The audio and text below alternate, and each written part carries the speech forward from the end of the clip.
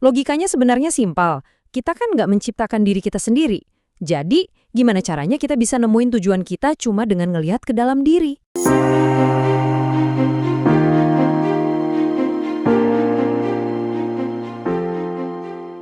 Pernah nggak sih Anda berhenti sejenak di tengah kesibukan terus bertanya, sebenarnya buat apa sih ini semua? Ini kan pertanyaan paling besar dalam hidup ya.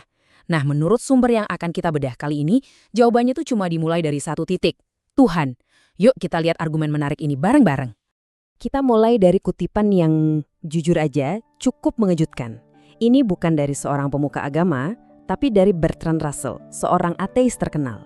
Dia bilang, kalau kita nggak melibatkan Tuhan, pertanyaan soal tujuan hidup itu jadi nggak ada gunanya.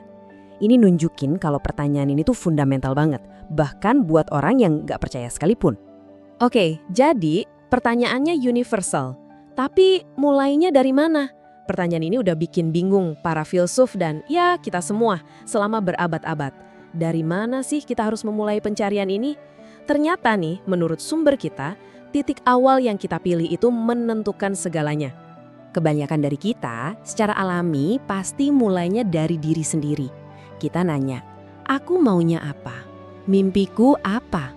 Tapi disinilah menurut sang penulis letak kesalahan pertamanya. Yuk kita bongkar kenapa pendekatan yang berpusat pada diri sendiri ini dianggap sebagai start yang keliru. Wah, ini langsung menantang banget pemikiran zaman sekarang ya.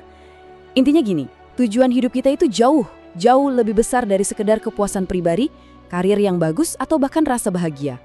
Tujuan kita itu katanya bagian dari cerita kosmik yang jauh lebih megah. Kita semua pasti akrab deh sama pertanyaan kayak, aku mau jadi apa nanti? Atau apa impianku? Tapi sumber ini bilang kalau fokus ke diri sendiri kayak gitu, justru bikin kita makin jauh dari jawaban. Logikanya sebenarnya simpel, kita kan nggak menciptakan diri kita sendiri. Jadi, gimana caranya kita bisa nemuin tujuan kita cuma dengan ngelihat ke dalam diri? Oke, kalau melihat ke dalam diri itu jalan yang salah, gimana dong dengan semua buku dan seminar self-help yang populer banget itu? Nah, sekarang kita lihat kenapa penulis menganggap budaya bantuan mandiri atau self-help ini sebagai jalan buntu dalam pencarian tujuan yang sejati. Langkah-langkah ini kedengarannya familiar banget kan? Dan disinilah paradoksnya. Penulis mengakui kok strategi ini bisa bikin kita sukses, kita bisa mencapai semua target. Tapi, ada perbedaan yang krusial antara jadi sukses menurut standar dunia dengan memenuhi tujuan hidup kita yang sebenarnya. Nah, tabel ini nunjukin perbedaannya dengan jelas banget. Coba lihat ya, di sisi kiri ada sukses duniawi. Ini semua tentang ngejar target pribadi, pakai usaha kita sendiri. Oke, keren. Tapi lihat sisi kanan, tujuan hidup. Ini beda banget. Ini tentang nemuin perang yang udah dirancang buat kita sama Sang Pencipta. Poinnya adalah, kita bisa aja sukses besar-besaran di kolom kiri, tapi kita benar-benar kehilangan inti dari kolom kanan. Kutipan ini benar-benar merangkum argumen penulisnya.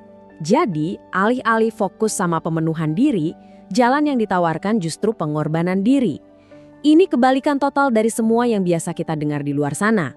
Disinilah argumennya sampai ke puncak. Kalau mulai dari diri sendiri, itu jalan buntu. Terus alternatifnya apa dong?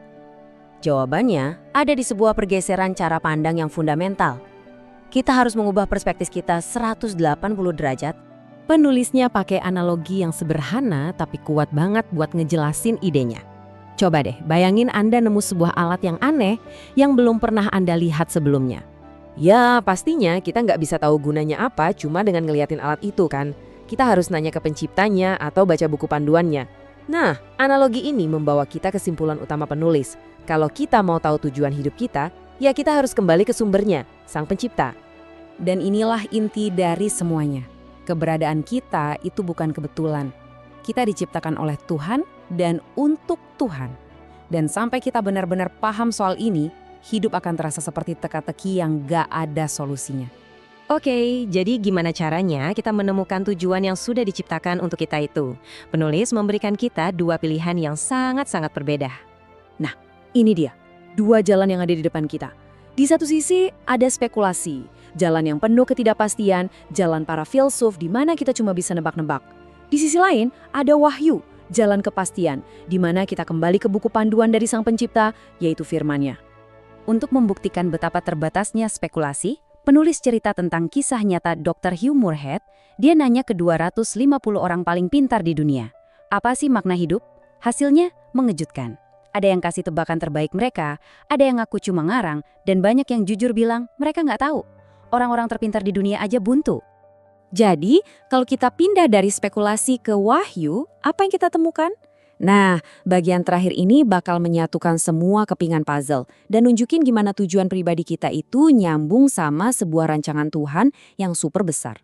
Menurut sumber ini, wahyu Tuhan itu ngasih kita 3 wawasan penting. Pertama, tujuan kita itu akarnya ada di dalam hubungan dengannya. Kedua, tujuan ini bukan sesuatu yang kita bikin, tapi udah direncanain bahkan sebelum kita lahir.